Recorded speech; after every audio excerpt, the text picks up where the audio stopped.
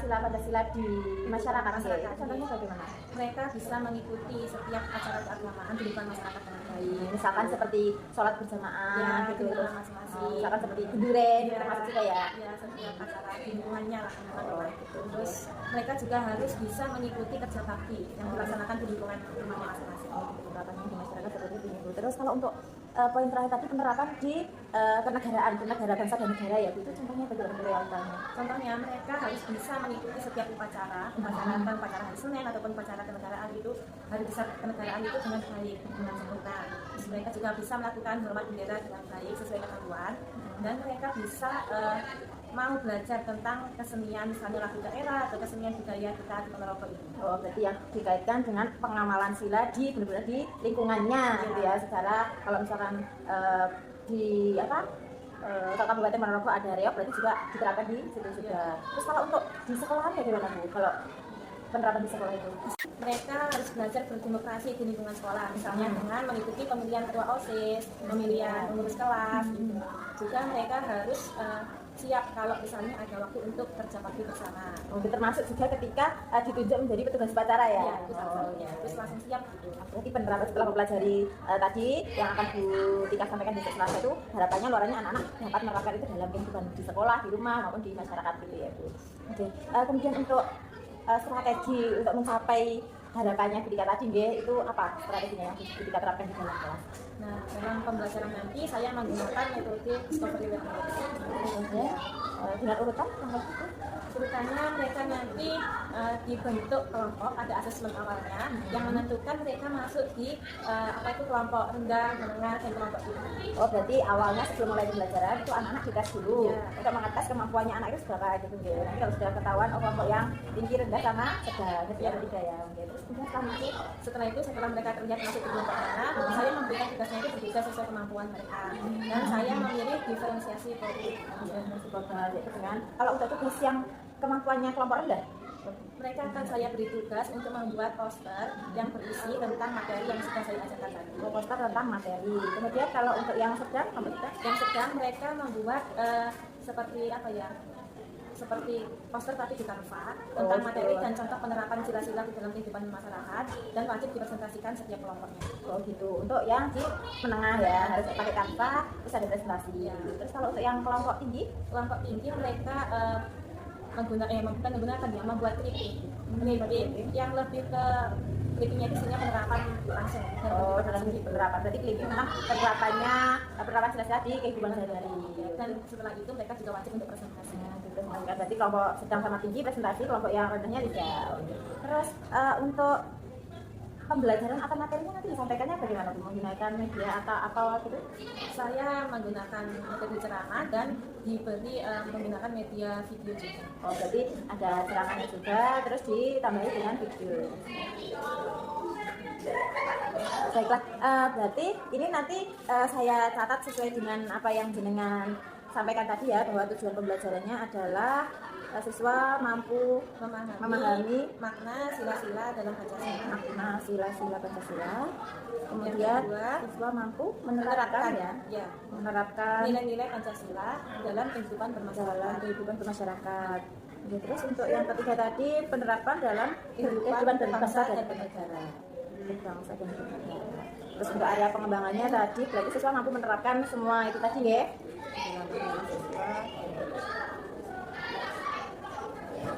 Terus untuk strateginya tadi yang akan digunakan discovery learning dengan menggunakan media proyektor. Media proyektor untuk menalurkan videonya ya. Terus untuk pembelajaran diferensiasi yang diambilnya berbasis produk. Terus yang tadi dengan ingin saya menilai terkait dengan kesesuaian alur penyampaian materi saya itu sudah membuat anak-anak menjadi aktif apa belum, terus strategi yang saya gunakan sudah sesuai dalam pembelajaran apa belum, dan kesesuaian pemilihan diferensiasi produk dengan kebutuhan siswa. Yang nanti saya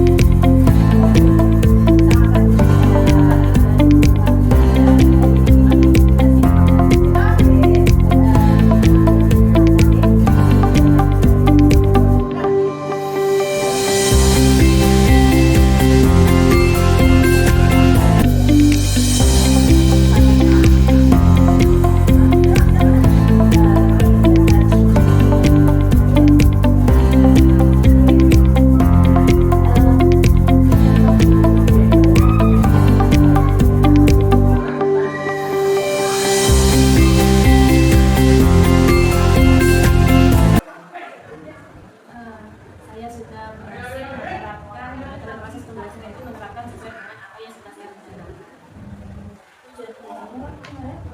Tujuan pembelajarannya itu agar anak-anak memahami makna setelah apa yang disiapkan, bisa dalam hubungan masyarakat, sekolah maupun masyarakat. Dalam melaksanakan pembelajaran itu apakah sintaksnya menurut jenengan sudah betul atau mungkin jenengan sudah menyampaikan dengan baik atau susah Sintaksnya itu sudah berubah dan sudah terpenuhi alurnya sesuai dengan apa yang saya rencanakan. Tetapi untuk yang awalnya itu saya ingin menggunakan Canva, itu saya buat. kenapa tidak jadi? Ya, saya punya situasi bahwa di kelas itu belum semua anak itu menguasai Canva dan saya alihkan dengan cara yang lain. Dengan cara anak-anak tetap membuat poster tapi dengan menggambar. Lantas bagaimana hasilnya anak-anak dalam pembuatan poster itu? Ya, anak-anak mampu, bukan mampu ya, semuanya mampu karena tugasnya semuanya sama membuat poster, tapi yang berbeda itu ya temanya kan sudah saya tentukan sesuai dengan hasil diagnosa.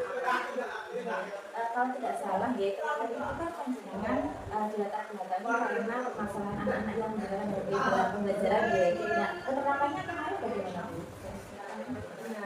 Ya, saya menggunakan HP dalam proses pembelajaran itu anak-anak bisa melihat contoh gambar penerapan sendiri di kelas. Berarti referensinya dari HP yang sudah termanfaatkan dengan baik. Lantas menurut panjenengan apakah panjenengan sudah puas dengan apa yang dilakukan dalam pembelajaran itu? Iya, saya sudah merasa puas dengan pembelajaran ini. Adakah mungkin yang menurut panjenengan ada yang kurang itu kira-kira ada nggak? Ada Bayu. Apa itu? Itu ya, dalam proses pembelajaran kemarin saya belum mengajak anak-anak untuk SPP dan saya kurang motivasi diri saya untuk anak-anak sebelum mulai pembelajaran. Panjenengan penting ya speaking atau Iya, sangat penting. karena untuk kedepannya yang ingin rencanakan Untuk proses pembelajaran kedepannya saya ingin menggunakan SPP. Motivasi terlebih dahulu kepada anak-anak kita menggunakan manfaat Mentimeter atau secara setelah itu saya baru mengajak anak-anak SPP. Alhamdulillah ini dari yang saya sampaikan terkait dengan pelaksanaan pembelajaran sudah sama dengan apa yang saya amati, bahwa juga sudah menyampaikan tujuan belajar dengan baik, sintaksnya juga sudah sesuai, kemudian sudah ada keterampilan dalam membuka dan pelaksanaan pembelajaran dengan baik, dan juga pembelajaran diferensiasinya sudah terlaksana dengan baik. Kalau kemarin pembelajaran diferensiasinya produk ya. Iya.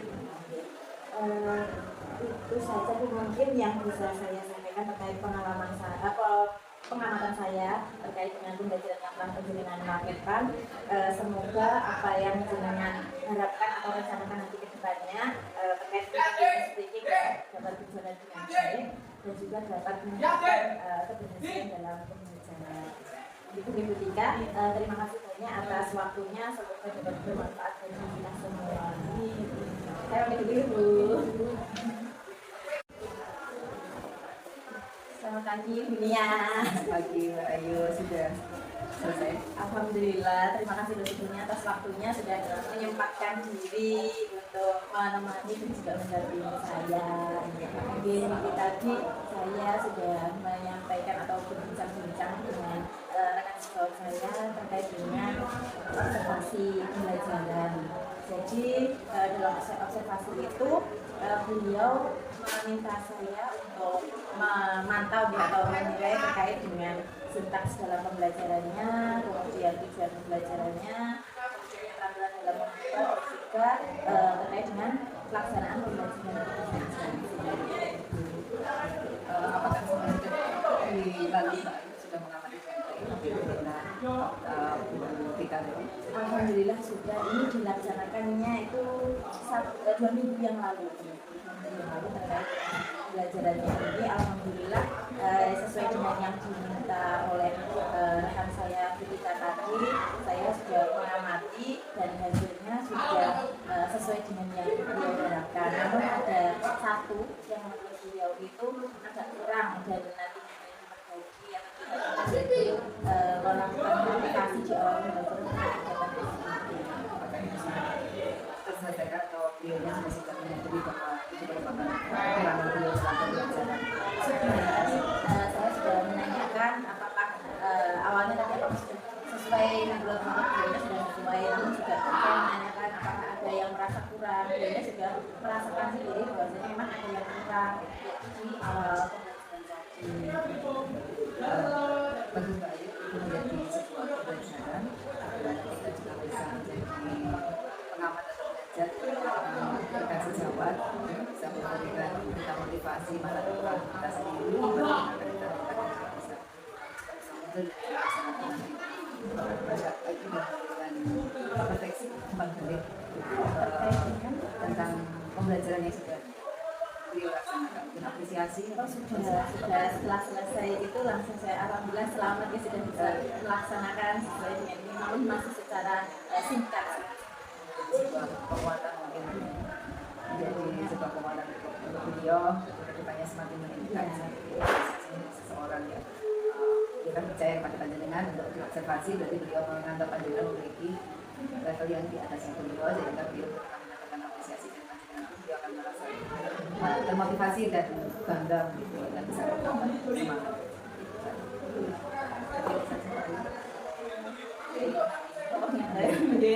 Semoga kedepannya nanti panjenengan dan bersama rekan-rekan sejawat bersama oleh bapak-bapak sekolah semakin bisa meningkatkan kapasitas kompetensi yang ada di guru-guru dosen satu jabatan, menjadi contoh yang baik, contoh yang berdampak, dapat berdampak untuk siswa. Terima kasih.